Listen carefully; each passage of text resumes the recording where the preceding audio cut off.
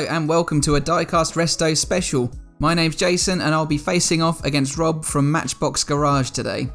We will each be restoring and customising a model from the TV series The Saint, which featured Roger Moore in the 1960s. You'll also note that this is a diversion from the usual models. Today it's a Corgi. It's in fact the Corgi D905. It's called The Saint's Volvo P1800. It's a Corgi Rockets, which was arranged from 1969 until 1971, so very short-lived, but featured these plastic chassis that could be removed from the base, and they had a golden tune-up key in order to remove them. The wheels on these are very slick and they're prone to a lot of movement. The model was a bit basic, but has lots of potential. So after removing the rivet from the front, I pop out the base. Not as detailed as some of the other Corgi versions of the P1800.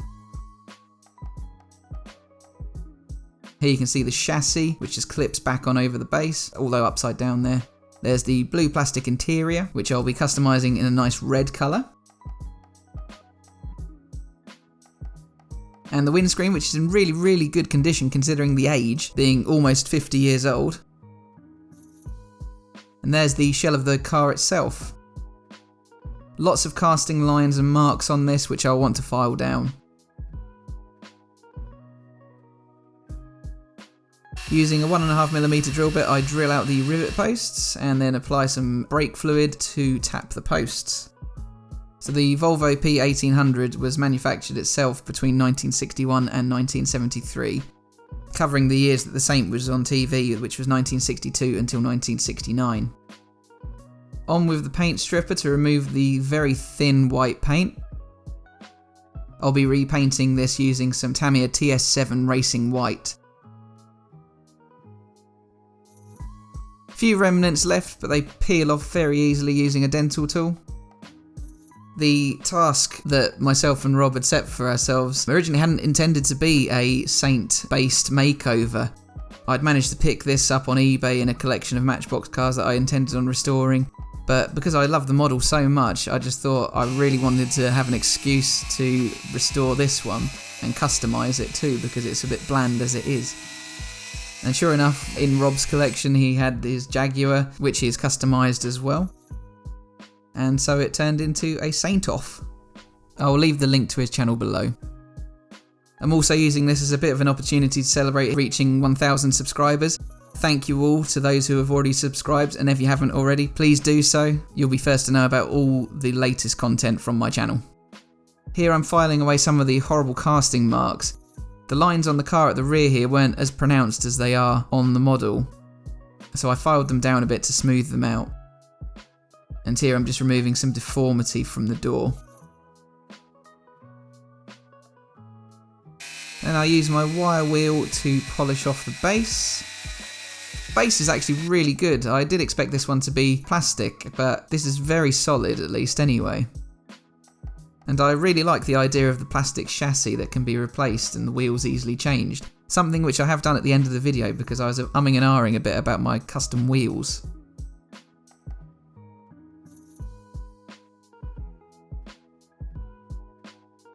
And I use some Autosol and my rotary tool to polish out the base and give it a bit more of a shine.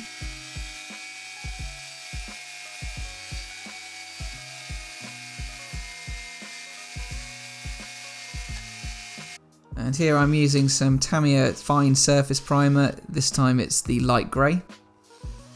I think the model is already starting to look a hell of a lot better with the small amendments that I've made. So here you can see it's smoothed out nicely. There's a less defined ridge on the back. And here I'm applying that Tamiya TS7, which I previously used for my very first video, the Lomas Ambulance.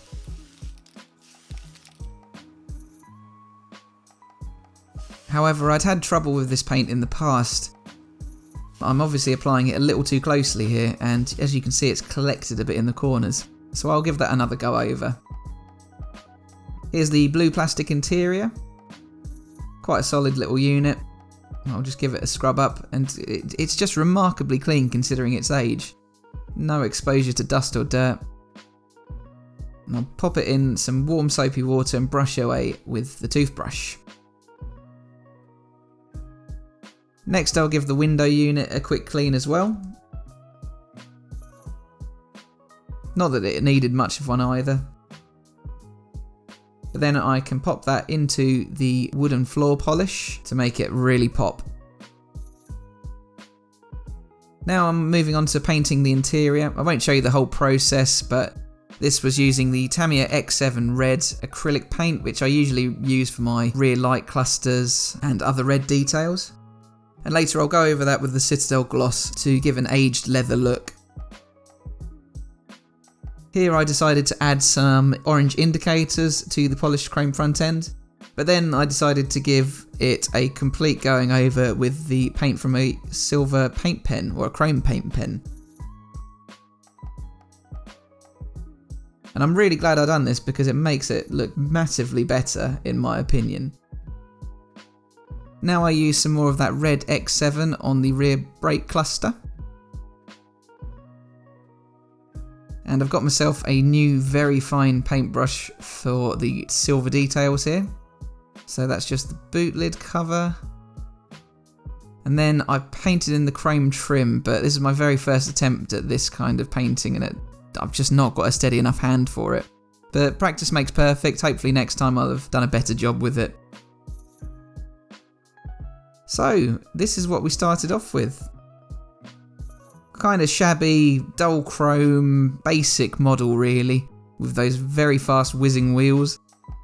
I've had to blue tack it in place as you can see there, otherwise it would have rolled straight off of my turntable. The Saints car was never really this pure white colour as this is. It's closer to what I've actually painted the car in, which is a slightly off-white colour. I quite like the model itself. The casting isn't brilliant, it's a bit brittle, quite thin. The rivet posts in particular were quite flimsy. I only needed a 3.5mm drill bit to remove the burr from the end of the rivet. And the back end is missing some detail as well, it looks a bit bland. But I decided to customise it, and here is the end result. These are my custom wheels I got from Greenlight. The painted front end looking a lot better. The silver trim looks okay, not great, but I quite like the red interior matching this colour. You can kind of see how the aged leather looks if you peer in through the windows. I painted the dashboard black as well, after thinking that the red didn't look that great, just plain. I was a bit unsure about the wheels, they don't completely fit, they're a bit big for this model. So at the end of the video I do have a small clip where I've replaced the wheels with something quite similar to what the original had, but not the Saints version of the car generally. The rear bumper had been painted up as well.